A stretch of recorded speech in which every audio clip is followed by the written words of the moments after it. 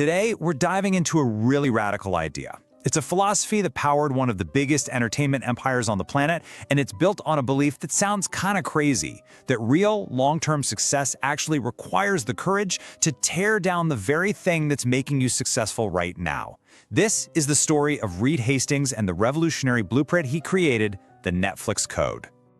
So picture this. The year is 2011. Reed Hastings, the CEO of Netflix, is basically on top of the world. His company, built on that genius DVD-by-mail service, has already taken down the giant, Blockbuster.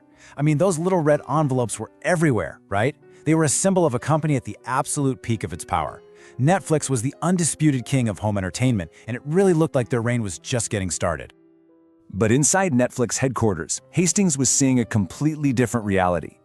He knew, deep down, that the very thing that made them billions, that physical DVD in that little red envelope, was already a dinosaur.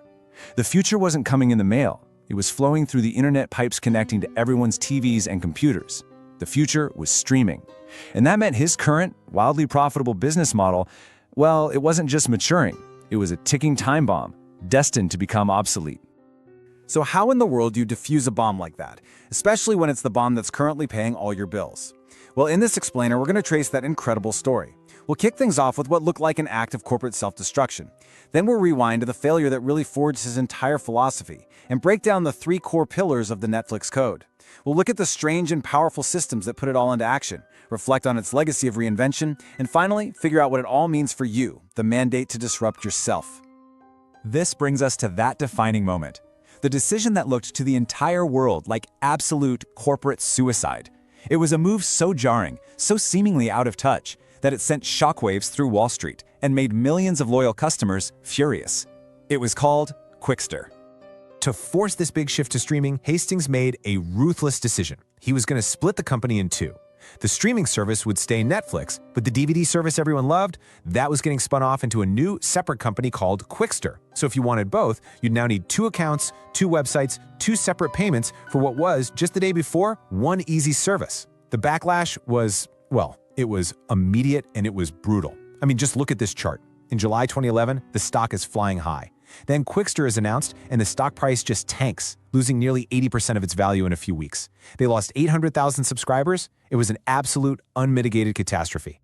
But here's the key, the thing you have to understand. This wasn't just a colossal blunder. This moment reveals the very core of the philosophy we're about to unpack.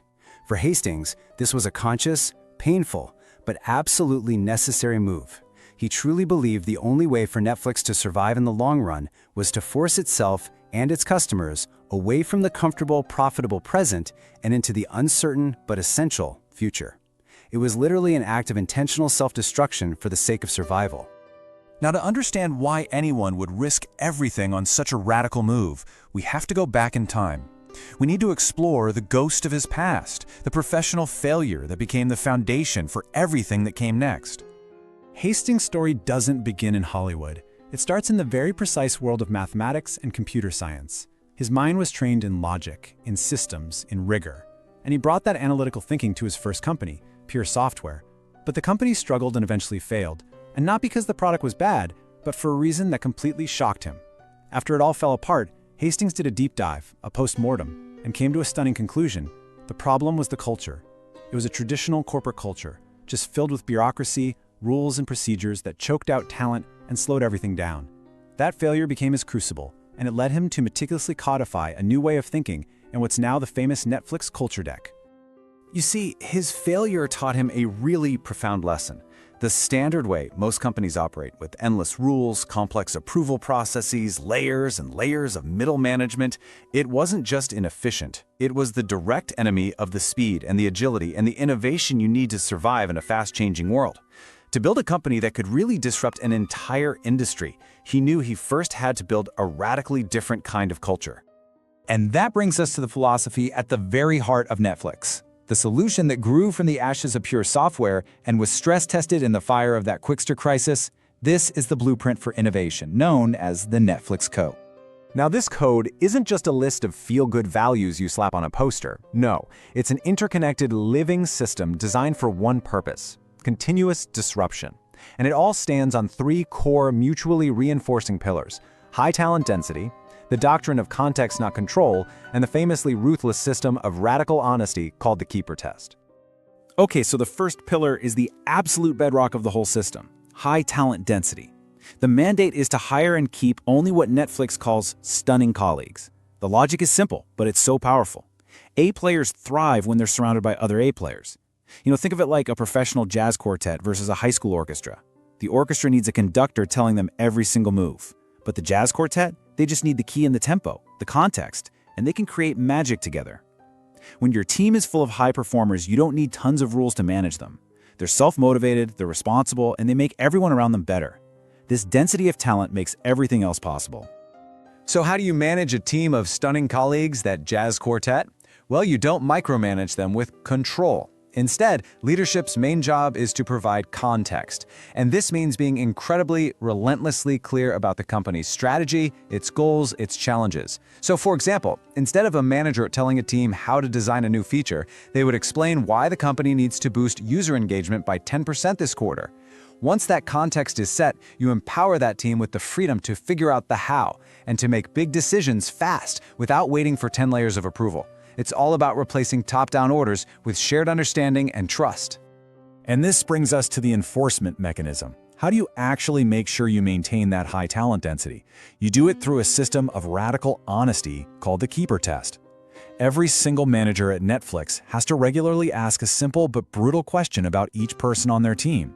If they told me they were leaving for a similar job somewhere else, would I fight hard to keep them? And if the answer isn't a loud, resounding yes, then that person, who is probably perfectly fine, is let go with a generous severance package. It's an unflinching, systematic purge of just being adequate. Think about the psychological weight of that. It creates an environment of huge pressure, sure, but also one where everyone knows they are surrounded by people their colleagues genuinely believe are the best of the best. So that's the philosophy. But how does this theory actually work day to day? It's not about chaos or a free-for-all. No, it's about a series of intentional routines and protocols, all designed to reinforce this culture of freedom and responsibility. Let's just visualize the fundamental difference here. In the left column, you have the operating system of a traditional company. It runs on bureaucracy, a thick manual of rules, top-down control, and this pervasive fear of failure. But on the right, you see the Netflix operating system. It runs on talent density, shared context, radical freedom, and a fierce commitment to intellectual honesty, especially when it's painful. One of the most powerful systems they use is what you could call the Annual Self-Cannibalization Review. This is a formal, strategic process where leaders are literally forced to challenge their most successful, most profitable product. They have to sit in a room and imagine a future where it's completely obsolete. And from that deeply uncomfortable place, they have to focus the company's energy and resources on building its replacement. This is the very system that drove the painful move from DVDs to streaming, and later the equally tough shift from licensing other studios' content to creating their own award-winning original shows like House of Cards and Stranger Things. And you see this philosophy in their famous day-to-day policies. Things like unlimited vacation time and a 5-word expense policy act in Netflix's best interest. People often mistake these for simple perks. They're not. They are sophisticated cultural tools. By getting rid of the rules, you force adults to use their judgment. It acts as a filter. It attracts people who crave that autonomy and responsibility, and it pushes away those who need their hand held. You compel them to think and act like owners of the business, maximizing their freedom while demanding an extremely high level of personal responsibility. The long-term result of this code, of these systems, of this commitment to freedom and honesty is a company that has not just survived multiple massive technological shifts, but has actually led them. It's the story of a company in a state of perpetual, intentional reinvention. Reed Hastings' ultimate legacy isn't just the company Netflix. It's his transformation from the CEO of a failed, traditionally run company into a global icon of corporate culture.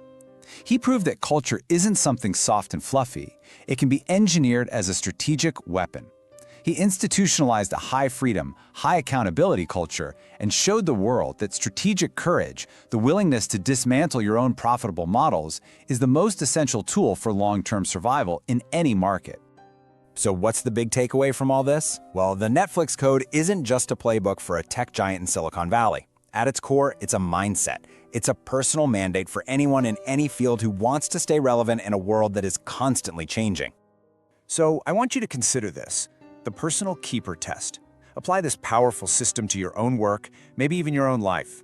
Audit your projects, your routines, your habits, even your comfort zones. Ask yourself that brutally honest question. If this was gone tomorrow, would I fight hard to get it back? This is about having the courage to get rid of the things you wouldn't fight for, so you can make space for the things that you would. It's about actively dismantling what's merely comfortable in order to build what is truly essential. Reed Hastings built Netflix's longevity on a profound truth that the greatest threat to innovation is complacency. The Netflix Code provided a systematic blueprint to disrupt yourself before someone else does, and it did this through radical cultural freedom and relentless intellectual rigor. It reminds all of us that the fear of failure is often far less dangerous than the fear of change, because the final rule is simple, and it is immutable. If you don't disrupt yourself, your competition will.